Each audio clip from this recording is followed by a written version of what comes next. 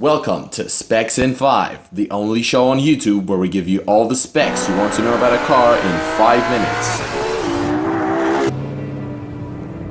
In 2013, Ferrari decided that the time had come to lift the veil off its successor to the now iconic Enzo, the supercar that had won over auto journalists and popes alike.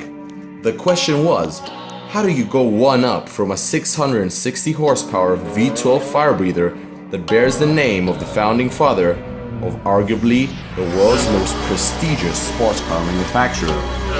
Ferrari decided the apparent answer was to give it 950 horsepower, add electric power, and then get away with something only an Italian manufacturer could get away with. You name it, the Ferrari. Next one might as well be called Jesus.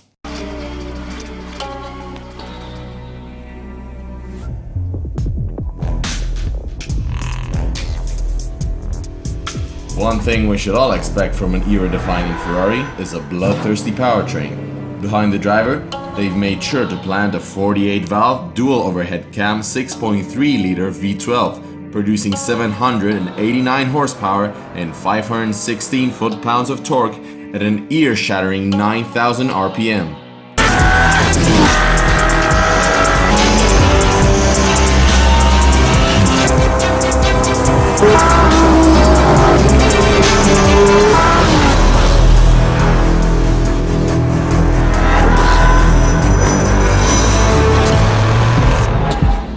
Going hybrid for the first time in its history and in line with its two main rivals for this generation, McLaren and Porsche, Ferrari mates the V12 with something called an AC permanent magnet synchronous electric motor that produces 161 horsepower at 6,750 RPM, powered by a 2200 kilowatt-hour lithium-ion battery pack.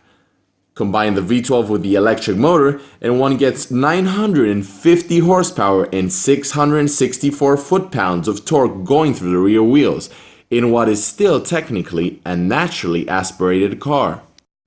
Considering LaFerrari's very respectable 1,585 kilograms of curb weight, that gives it 150 horsepower per liter and 599 horsepower per ton.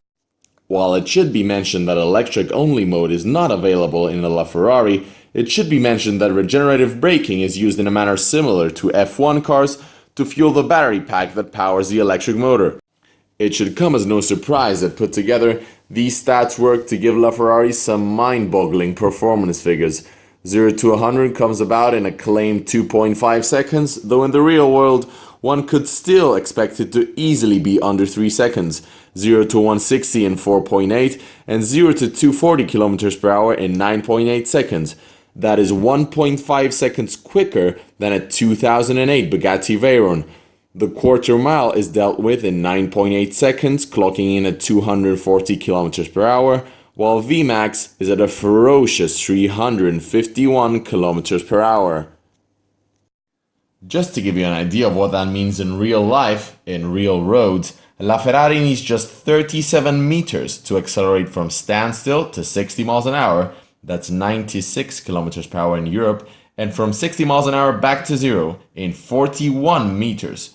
A driver could do the whole thing, 0 to 60 miles an hour and back to zero again, in just 78 meters. I have a cousin who can throw a tennis ball that far. Notable lap times for LaFerrari also include its run on the Top Gear test track at 1 minute 14.2 and at Spa at 2 minutes 48.0. Surprise, surprise, LaFerrari is also king at Fiorano with 1 minute 19.7, the fastest time of any street legal Ferrari ever made. Perhaps the most entertaining fact about LaFerrari is its price. In 2013, it landed in the US at $1.4 million, and if that wasn't enough, used LaFerraris are now changing hands at $2.5 to $4.5 million. That's enough to make any insurance company cringe. To paraphrase Ferrari, the LaFerrari project was never ultimately about setting any new lap records or about ticking off any engineering boxes. It was more a statement of intent and prowess, and a showcase of what can be expected from a top Italian manufacturer in the years to come. Thank you for watching our video.